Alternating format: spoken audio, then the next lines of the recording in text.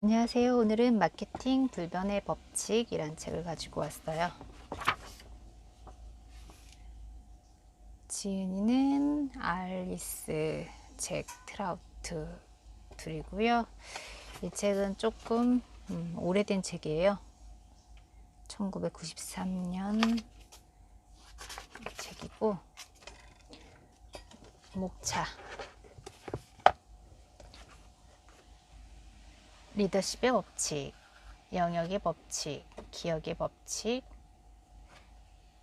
리더십의 법칙, 더 좋기보다는 최초가 되는 편이 낫다. 영역의 법칙, 어느 영역에서 최초가 될 수 없다면 최초가 될 수 있는 새로운 영역을 개척하라. 기억의 법칙, 세상에서 최초가 되기보다는 기억 속에서 최초가 되는 편이 낫다. 인식의 법칙, 마케팅은 제품의 싸움이 아니라 인식의 싸움이다. 집중의 법칙, 마케팅에서 가장 강력한 개념은 소비자의 기억 속에서 하나의 단어를 심고 그것을 소유하는 것이다. 독점의 법칙, 소비자의 마음속에 심은 단어를 두 회사가 동시에 소유할 수는 없다. 사다리의 법칙, 사다리에 어떤 디딤대를 차지하고 있느냐에 따라 구사할 전력은 달라진다. 이원성의 법칙, 장기적으로 볼 때 모든 시장은 두 마리 말이 달리는 경주다. 반대의 법칙, 당신이 이 자리를 겨냥하고 있다면 당신의 전략은 리더 브랜드에 의해 정해진다. 분할의 법칙, 시간이 지나면서 영역은 나누어 둘 또는 그 이상이 된다. 조망의 법칙, 마케팅 효과는 오랜 시간에 걸쳐 발효된다. 라인 확장의 법칙, 회사 내부에는 브랜드의 자신을 확장시키려는 거역하기 힘든 압력이 존재한다. 희생의 법칙, 무언가를 얻기 위해서는 무언가를 포기해야 한다. 속성의 법칙, 어떤 속성이든 반대되면서 효과적인 또 다른 속성이 존재하기 마련이다. 정직의 법칙, 스스로 부정적인 면을 인정하면 소비자는 긍정적인 평가를 내려줄 것이다. 단일의 법칙, 어떤 상황에서든 하나의 단일 행동만이 실제적인 결과를 창출한다. 예측 불가의 법칙, 경쟁자의 계획을 예측하지 못하면 미래를 예측할 수 없다. 성공의 법칙, 많은 경우 성공은 자만심을 낳고 자만심은 실패를 낳는다. 실패의 법칙, 실패는 예상되고 또 받아들여져야 한다. 과장의 법칙, 상황은 언론에 나타난 것과 전방대인 경우가 많다. 가속의 법칙, 성공적인 마케팅 프로그램은 유행이 아닌 트렌드를 기반으로 한다. 재원의 법칙, 충분한 자금 없이 아이디어는 실행에 옮겨질 수 있다.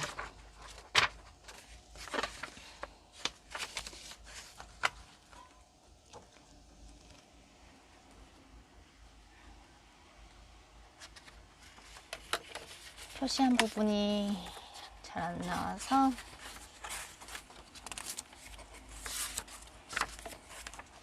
자, 26페이지. 제2차 세계대전 이후 하이네켄은 미국 최초의 수입 맥주로 유명세를 떨쳤다. 그런데 40년이 지난 지금 수입 맥주 시장의 제1위 브랜드는 가장 맛 좋은 맥주 브랜드일까? 아니면 하이네켄일까? 오늘날 미국에서는 425종의 수입 맥주가 팔리고 있다. 그들 중 분명 하이네켄보다 더 맛 좋은 맥주 브랜드가 있을 것이다. 하지만 그 사실이 중요할까? 지금도 하이네켄 동종업계 시장 점유율 30%는 뒤에 제1위 수입 맥주다. 하이네켄은 동종업계 시장 점유율 30%의 제1위 수입 맥주다. 최초라고 해서 무조건 성공한다는 이야기는 아니다. 미국 최초의 국산 라이트 맥주는 밀러 라이트였다. 그렇다면 오늘날 미국에서 가장 많이 팔리는 라이트 맥주는 무엇일까? 가장 맛 좋은 브랜드일까? 아니면 소비자의 마음속에 최초로 입성한 브랜드일까? 시기 역시 중요하다. 최초가 되긴 했지만 시기가 너무 늦었을 수도 있다. 일례로 USA Today는 최초의 전국지이긴 하나 성공을 거두고 있다고 말할 수 없는 처지에 있다. 이미 8억 달러의 적자를 보고 있으며 이제껏 한 번도 흑자로 마감한 회계 연도가 없었다. 텔레비전 시대에 전국지로 성공하기에는 시기가 한 발 늦었는지도 모른다. 또한 최초이긴 하지만 아무 쓸모없는 조악한 아이디어에 불과한 경우도 있다. 최초의 애완견용 아이스크림인 프로스티포스는 성공을 거둘 가능성이 희박하다. 개들은 좋아하겠지만 아이스크림을 사주는 주체는 개가 아니라 개 주인들이다. 주인들은 자신에게가 굳이 아이스크림을 필요로 한다고 생각하지 않는다. 개들이란 접시를 찾는 것만으로도 충분히 행복할 수 있다고 여긴다. 이 부분은 좀 옛날 책인 티가 나죠. 요즘은 그렇지 않죠. 개들한테도 건강한 간식을 주려고 노력하는데, 그래서 약간 이 책이 좀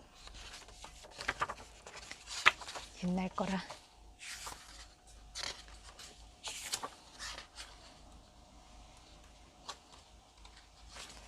기억 속에서 최초가 되는 것, 이는 마케팅의 전부라고 해도 과언이 아니다. 시장에서 최초가 되는 것의 중요성은 기억 속에서도 최초가 된다는 전제하에 그 진가를 발휘한다.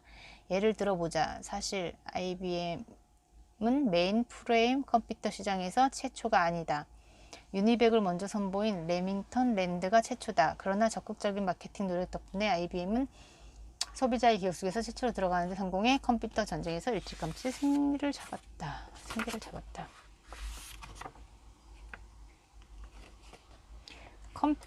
46페이지. 컴퓨터에 입력되어 있는 무언가를 바꾸고 싶은가? 그렇다면 기존의 자료를 고치거나 삭제하면 된다. 사람들의 기억 속에 들어있는 무언가를 바꾸고 싶은가? 포기하는 게 좋다. 일단 기억이 만들어지면 바뀌는 일은 거의 없다. 마케팅 노력 중에서 가장 무모한 것이 소비자의 기억을 바꾸려는 시도다. 이는 우리 인간의 마음속에서 단호한 의견도 눈 깜짝할 사이에 성립될 수 있다는 미스터리 때문이다. 이제껏 한 번도 그 이름을 들어보지 못했던 사람이 다음날 유명해져 있기도 한다. 이런 하룻밤 사이의 기적은 주변에서 결코 보기 드문 현상이 아니다. 다른 사람에게 깊은 인상을 주고 싶다면 오랜 시간을 두고 그 사람의 마음속에 조금씩 다가가 호감을 쌓으려 해서는 안 된다. 사람의 마음은 그런 식으로 가능하지 않는다. 당신은 상대방의 마음속에 돌풍처럼 파고들어야 한다. 서서히 다가가는 게 아니라 돌풍처럼 파고들어야 하는 이유는 사람들이 마음을 바꾸고 싶어 하지 않기 때문이다. 어떤 식으로든 일단 당신을 인식했다면 그걸로 끝이다.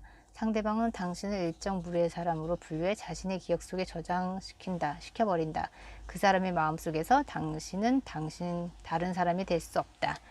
마케팅의 미스터리 중에 돈의 역할이라는 게 있다. 어떤 때는 얼마 안 되는 푼돈이 엄청난 기적을 일으킨다.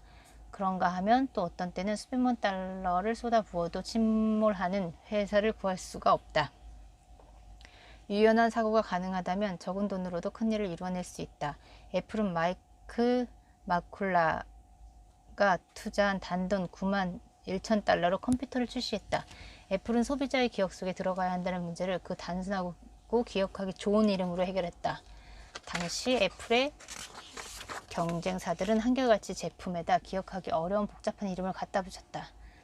시장 형성 초기에 5종류의 퍼스널 컴퓨터가 나란히 선을 보였다. 애플2, 코모도어 팻. 어렵네요, 이름이. 스스로에게 한번 물어봐라. 이 중에서 어떤 이름이 제일 단순하고 기억하기 좋은가? 읽기도 어려워요. 패스. 그 다음에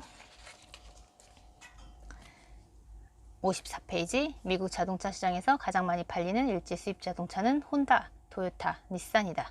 대부분의 마케팅 관련자들은 이 세 브랜드 간의 전쟁이 품질, 디자인, 엔진 마력, 가격 등을 기준으로 이루어지고 있다고 생각한다. 하지만 사실은 그렇지 않다. 세 브랜드 사이에서 승부를 결정짓는 요인은 혼다, 토요타, 닛산에 대해 소비자들이 갖는 생각이다. 마케팅은 결국 인식의 싸움이다. 일본 자동차 제조업자들은 일본에서 파는 차를 미국에서도 똑같이 팔고 있다. 마케팅이 제품 전쟁이라면 두 나라에서는 그 자동차의 판매 순위가 같게 나타나야 한다. 이 자동차들은 미국과 일본에서 같은 품질, 같은 디자인, 같은 엔진 마력, 비슷한 가격으로 팔리고 있다. 그러나 일본에서 혼다는 1위와 거리가 멀다. 혼다는 토요타와 닛산의 뒤를 이어 3위에 머물러 있다. 일본에서 토요타는 혼다보다 4배 이상의 판매율을 자랑하고 있다. 그렇다면 일본의 혼다와 미국의 혼다는 어떤 차이가 있는가? 제품은 같다. 다만 소비자의 마음속에 존재하는 인식이 다르다. 만일 뉴욕에 사는 친구들에게 혼다를 샀다고 이야기하면 그들은 이렇게 물을 것이다. 어떤 차종을 샀어? 시빅, 어코드, 프렐류드? 그런데 도쿄에 사는 친구에게 혼다를 샀다고 말하면 이런 질문이 돌아올 게 틀림없다. 어떤 오토바이 기종을 샀어? 일본에서 혼다는 소비자의 마음속에 오토바이 제조업체로 인식되어 있다. 확실히 대부분의 사람들은 오토바이 회사에서 자동차를 사고 싶어 하지 않는다. 반대의 경우는 어떨까? 만일 할리 데이비슨이 자동차를 출시하면 성공할까? 당신은 그 자동차가 어떠한가에 따라 성공 여부가 결정된다고 생각할지도 모른다. 품질, 디자인, 엔진 마력, 가격이 기준이라고 여길지 모른다. 품질의 할리 데이비슨 명성이 더해지면 금상첨화라고 믿을지 모른다. 하지만 우리 생각은 다르다. 제품이 아무리 좋아도 오토바이 회사라는 인식은 할리 데이비슨 자동차에 부정적으로 작용한다. 어째서 미국에서 최초 판매율을 자랑하는 캠벨스프가 영국에서는 영 맥을 못 추고 있는가? 어째서 영국에서 가장 많이 팔리는 하인즈 스프가 미국에서는 실패작으로 전락해 버렸는가? 마케팅은 제품의 싸움이 아니라 인식의 싸움이다. 그리고 마케팅은 그런 인식을 다루는 일련의 과정이다. 청량음료 업계의 경영자들은 동종업계 마케팅을 맛의 싸움이라 믿는 경우가 많다. 물론 뉴코크는 맛에서 단연 최고다. 코카콜라는 20만 번에 달하는 시음 테스트를 실시해 뉴코크가 펩시콜라보다 맛이 더 좋고, 펩시는 현재 코카콜라 클래식이라 불리는 오리지널 코카콜라보다 맛이 더 좋다는 사실을 입증해냈다. 그런데 과연 청량음료 시장의 마케팅 전쟁에서 이긴 쪽은 어디인가? 조사 결과 최고의 맛을 지녔다고 입증된 뉴코크는 3위에 그쳤다. 그리고 제일 맛없다고 판명된 코카콜라 클래식이 당당 1위에 올랐다. 사람들은 자신이 믿고 싶어하는 것을 믿는다. 그리고 맛보고 싶은 것을 맛본다. 청량음료의 마케팅 역시 인식의 싸움이지 맛의 싸움이 아닌 것이다. 이때 소비자들이 간접 인식을 근거로 구매 결정을 하는 경우가 많다는 사실 때문에 싸움은 더욱 복잡해진다. 사람들은 자신의 인식을 활용하지 않고 다른 사람이 현실을 인식한 내용을 기반으로 구매 결정을 한다. 이게 바로 모르는 사람이 없는 원칙이라는 것이다. 일본이 미국보다 더 좋은 품질의 자동차를 만들어낸다는 사실을 모르는 사람이 없다. 사람들은 일본이 상대적으로 더 좋은 품질의 자동차를 만든다는 것을 모르는 사람이 없다는 사실에 근거해 구매 결정을 내린다. 물건을 사러 온 사람에게 특정 제품을 사용해 본 경험이 있냐고 물으면 대개 경험이 없다고 대답할 것이다. 혹 경험이 있다고 대답하는 경우에도 자기의 인식에 부합하도록 진실을 왜곡할 가능성을 무시할 수 없다. 과거에 일제 자동차를 몰다가 좋지 않은 경험을 한 사람은 본인이 운이 없었던 것을 치부하고 만다. 왜냐하면 일본이 고품질의 자동차를 만들어낸다는 사실을 모르는 사람이 없기 때문이다. 반대로 미국산 자동차를 보면서 좋은 경험을 한 사람은 본인이 운이 좋았던 것으로 생각한다. 왜냐하면 미국산 자동차의 품질이 떨어진다는 사실을 모르는 사람이 없기 때문이다. 아우디 자동차에 문제가 있다는 사실을 모르는 사람은 없다. 1986년 11월 23일 CBS의 60분 대표적인 시사고발 프로그램이 통제불능이라는 제목으로 이 문제를 다룬 적이 있었다. 그때 방송에서는 아우디의 급발진 현상에 대한 소비자 불만을 집중 보도했다. 그러자 미국에서 아우디 판매율은 1986년 6만 대이던 것이 1991년에는 1만 2천 대로 급강하였다. 그런데 아우디를 시운전하다가 급발진 문제를 직접 경험해 본 적이 있는가? 그럴 가능성은 사실 아주 희박하다.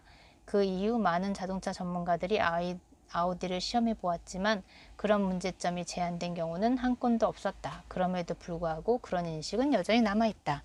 최근 아우디는 메르세데스 벤츠와 BMW에서 만들어내는 동급 자동차와 자사 자동차를 비교하는 광고를 내보냈다. 그 광고에 따르면 독일 자동차 전문가들은 아우디가 품질 측면에서 메르세데스나 BMW를 능가한다고 평가했다. 당신은 그 말을 믿는가? 아마도 믿지 않을 것이다. 그 말은 사실일까? 그리고 사실이든 아니든 그게 중요할까? 마케팅은 제품의 싸움이 아니다. 인식의 싸움이다.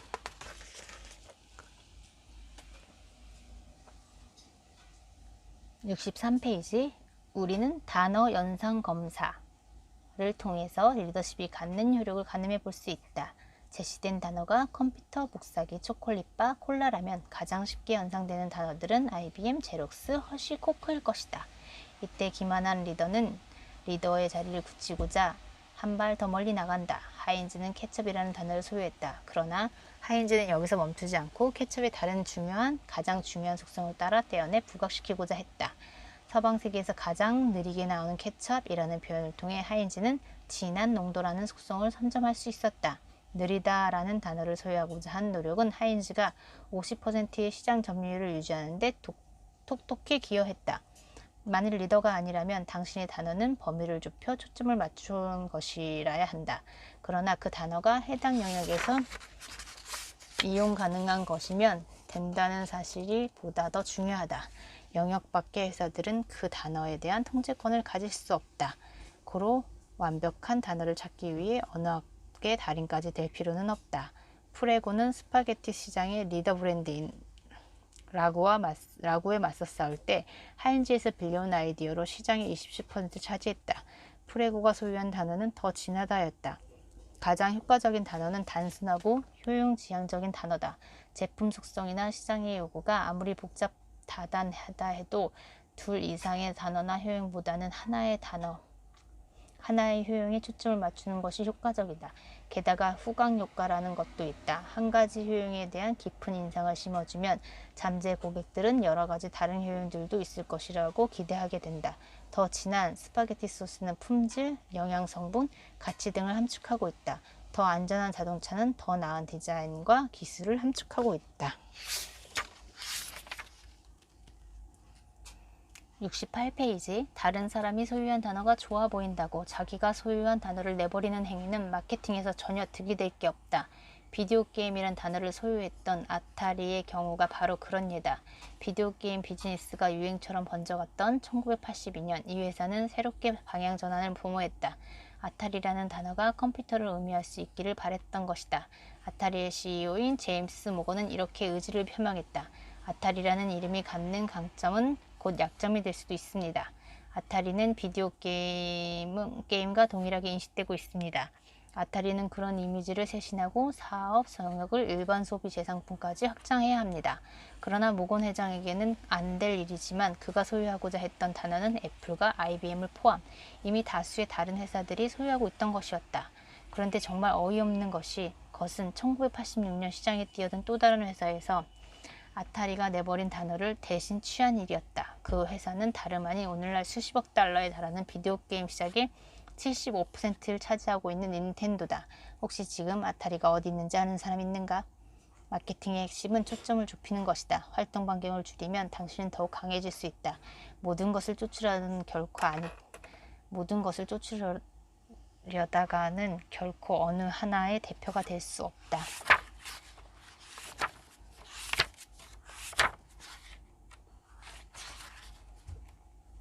거예요.